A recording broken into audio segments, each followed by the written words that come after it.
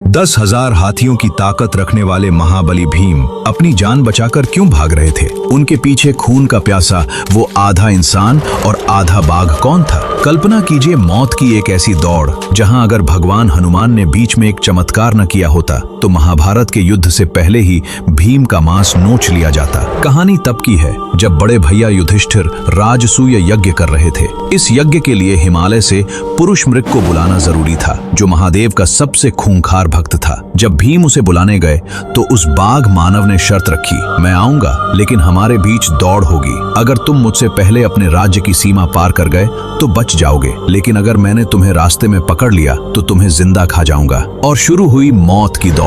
पुरुष मृग हवा से भी तेज दौड़ता था। कुछ ही पलों में उसके खूंखार पंजे भीम की गर्दन तक पहुंच गए। गदाधारी भीम की सांसें फूलने लगी। जब भीम को लगा कि अब उनका बचना नामुमकिन है और मौत निश्चित है, तब उस आखिरी पल में उन्होंने अपने बड़े भाई संकट मोचन हनुमान को याद किया। भीम की पुकार सुनते ही साक्षात हनुमान जी आसमान में प्रकट हुए। बजरंग बली जानते थे कि पुरुष मृग महादेव का अंधा भक्त है। जैसे ही वो राक्षस भीम को दबोचने वाला होता, हनुमान जी आसमान से ठीक उसके रास्ते में एक बेलपत्र गिरा देते। चमत्कार देखिए, उस बेलपत्र के गिरते ही वहां एक चमकता हुआ शिवलिंग प्रकट हो जाता। शिव का वो खूंखार भक्त अपनी दौड़ छोड़कर तुरंत वहीं रुक जाता और महादेव की पूजा करने लगता। इसी का फायदा उठाकर भीम आगे भाग निकलते। पूरे रास्ते हनुमान जी बेलपत्र गिराते रहे और भीम भागते रहे। जब भीम इंद्रप्रस्थ पहुंचे, उन्होंने महल के अंदर छलांग लगाई, लेकिन उनका एक पैर बाहर रह गया, जिसे पुरुष मृग ने पकड़ लिया। तब बड़े भैया युधिष्ठिर ने न्याय करते हुए कहा कि पुरुष मृग सिर्फ उस पैर का हिस्सा मांग सकता है